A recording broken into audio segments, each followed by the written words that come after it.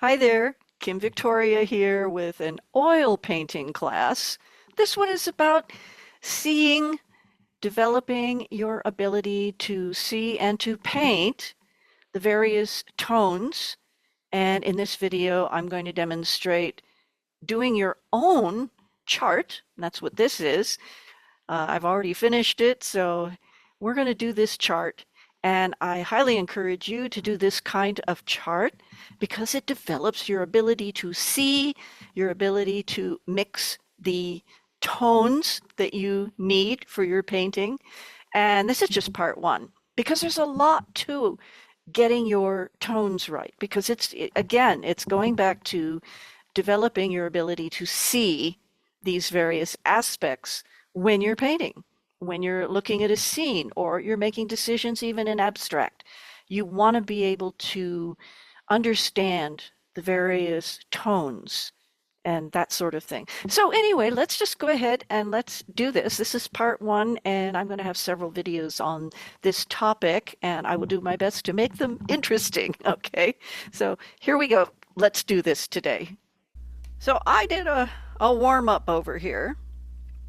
I haven't done it in a long time. I don't feel that this one is as good as I want to demonstrate, but I haven't done this in years. It is a wonderful thing to do, even if you've had a lot of experience as a painter.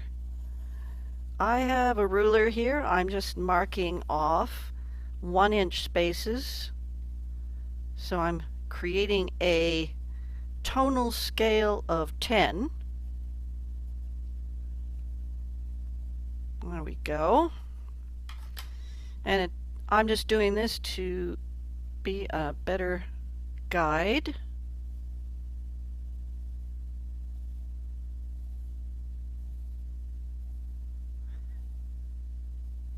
And you don't have to do it this way. I'm just doing it for the demonstration, but you can definitely just wing it and do your way around. For this demonstration, I'm just doing the white and the black. I happen to have a Utrecht titanium white and a Graham lamp black. That's just what I happen to have handy. And I'm just using this brush that's kind of getting a little bit beat up. You can see that it's starting to splay, and that's fine for this practice. This is the difference between a low-cost brush and a higher price brush. Is your lower cost brushes will start to splay like this, and that'll make it harder for you to get a nice brush stroke. But if you're going to do something very casual like this, it's perfectly fine. So I just got my styrofoam plate. Again, I'm really trying to use materials, the brush, the paper, that anybody can afford and use. So if you have better equipment than this, by all means use it. So this is just for this demonstration for absolute beginners, but also for those of us that have had more experience. So I learned something by doing this one. So I should do this second one probably a little better. And we're going to be using this chart in part two, where I go into tonality of color. And that's all I'm going to say about that right now. So it's always useful to start just with the pure white. I'm not going to add any medium or thinner or anything like that to this paint.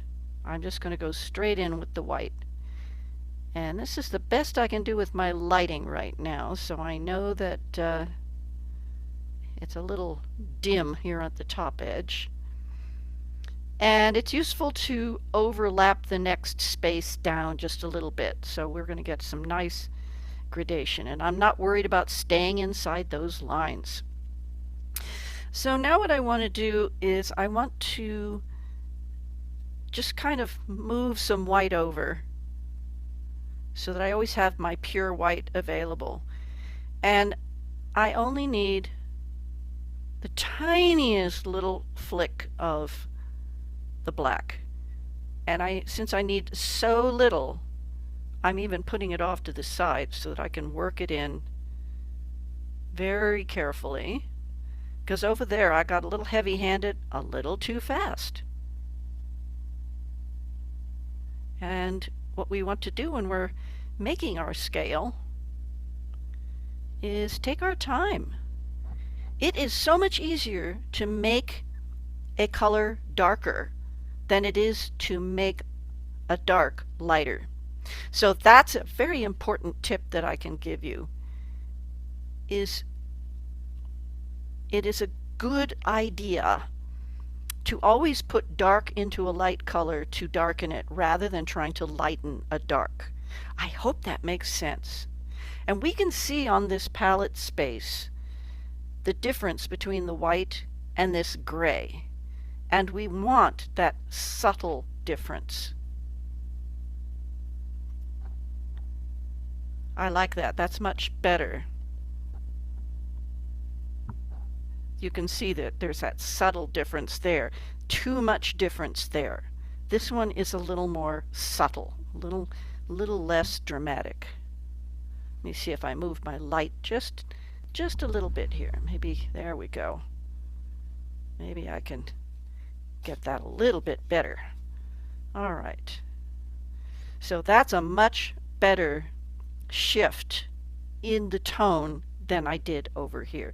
So it's kind of useful that I did this comparison, because when you go to do it, if you do it more than once, and I highly recommend you do this, it's a fabulous practice, is to do these scales. It's just like learning how to play an instrument. You want to do your scales, and this is a type of scales. So now when I put this down,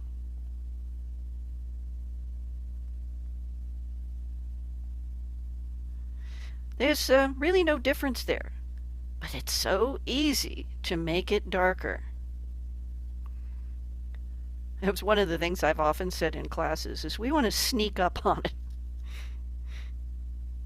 With some practice, you get much better at changing the tone on your palette before you put it down. I haven't done one of these scales in years, so this is excellent practice for me.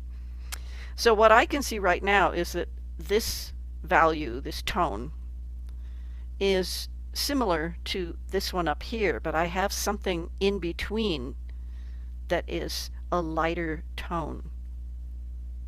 And it's yes, words are kind of funny.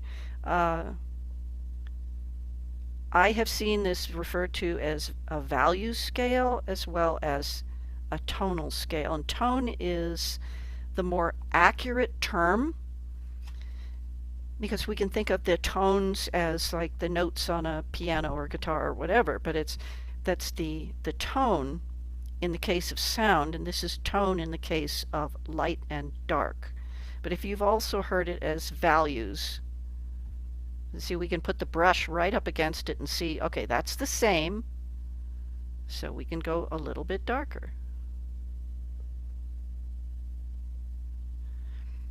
So you might see it referred to as a values, and semantics. We can't get caught up in semantics. We just have to enjoy what we're doing. So perfectly okay. Now it feels like I've got a little bit bigger difference between here and here than here and here. But if I put this over here, this is very similar to this second one. So again, you can see over here, these three are almost identical. So right now I have eliminated one of those, but that's still, I feel I got it a little bit still too dark, too much of a jump, if you will. So I'd like to lighten that up just a little bit. I don't want to jump too fast.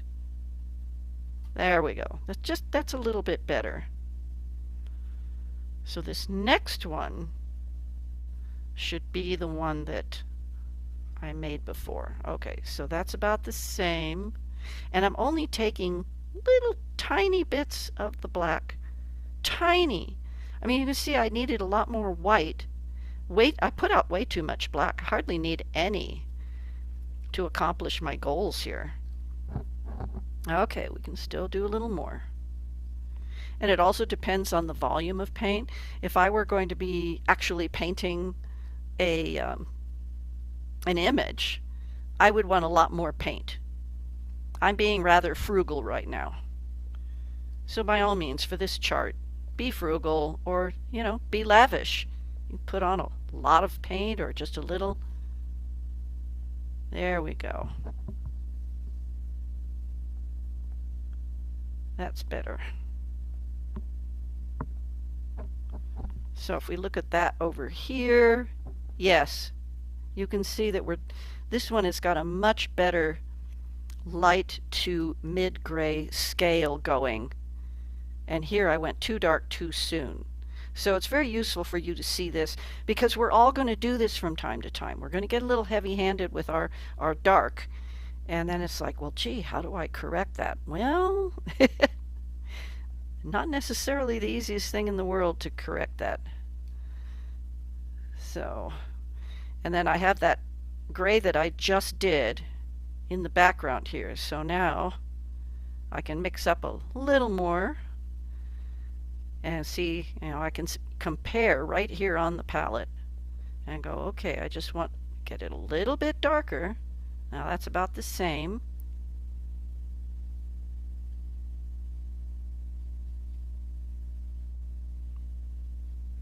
Now we're starting to see the difference. Oh yeah, now you can really see the difference, so that's good. We can go straight into there. So hopefully I now have really nice mid-tone grays.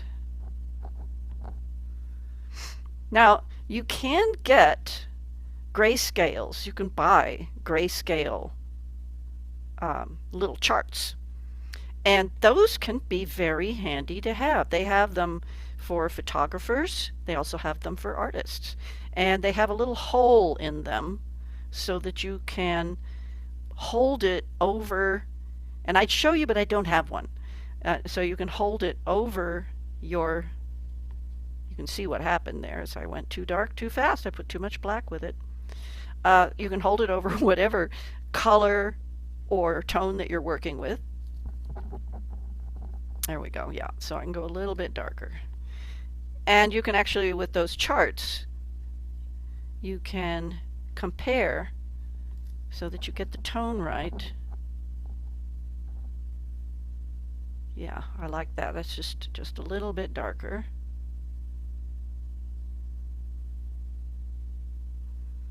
Much better chart than what I did on the left. So those are handy little charts to get because they're very portable and they don't take up much space. This is kind of big. I need to go darker.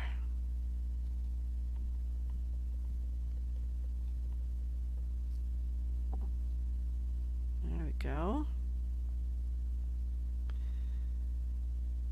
So if you want to get yourself one of those are very handy. But on the other hand, it's also super useful to do this practice, to actually make a chart. And it's great to do both. It's great to have the portable one, and it's also important that you understand what it is you're working with.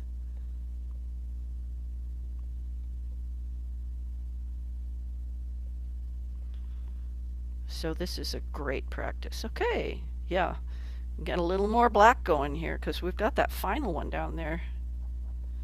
So I may not have gone dark enough fast enough. We never know. We're going to find out, aren't we?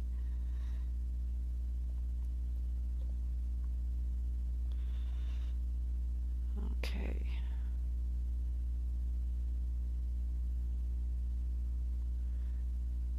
I'm just going to go straight into the black.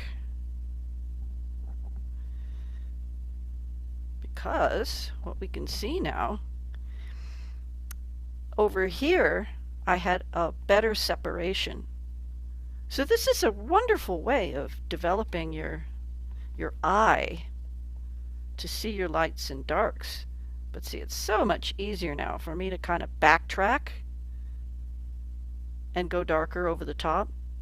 It was over here trying to lighten up a gray that was already a little too dark. Didn't work very well. But by starting lighter, it's much easier to go darker. Much, much easier. Yeah, I can see that this one and this one, there's not much separation between these two. So that's just something for you to watch out for. You know, I do like the subtlety, but then I didn't get enough separation between these, and that's okay. What we're doing is learning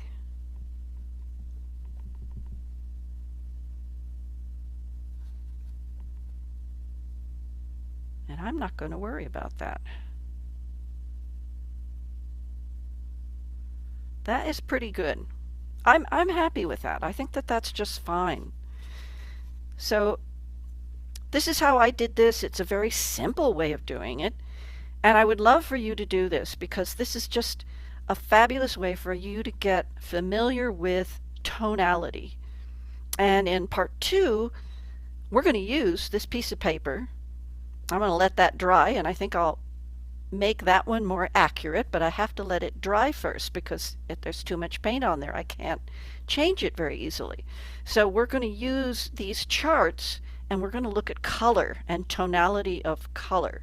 So these charts are so useful for you to develop your seeing. And I'm going to keep saying seeing over and over and over again because we have to familiarize ourselves with how we see things. It's very different than our everyday way of looking at the world. We're learning how to see in a way that we can translate it into our paintings. And I hope that this was useful for you. I really, really highly recommend that you do this and do it more than once, or maybe make these columns like this and compare and see how does that look, and you're developing a skill. And when you go to do a painting, this is going to be very useful. It may not seem like it now, but it really is. And it helps you to see the differences just going through the different tones. So, and we're going to be doing, I'll be demonstrating a still life utilizing just tonality. So that's going to be part 3. So let's go ahead and do this, please. And join me for part 2, and we're going to talk about color. And then I'll have a demonstration for you. I hope this helped you. Thank you so much for watching. Do leave a comment and like and subscribe. I'm going to be doing a mix of the painting and the other craft work that I love to do because I love doing it all. And it all works together, right? So, see you next time. Bye-bye.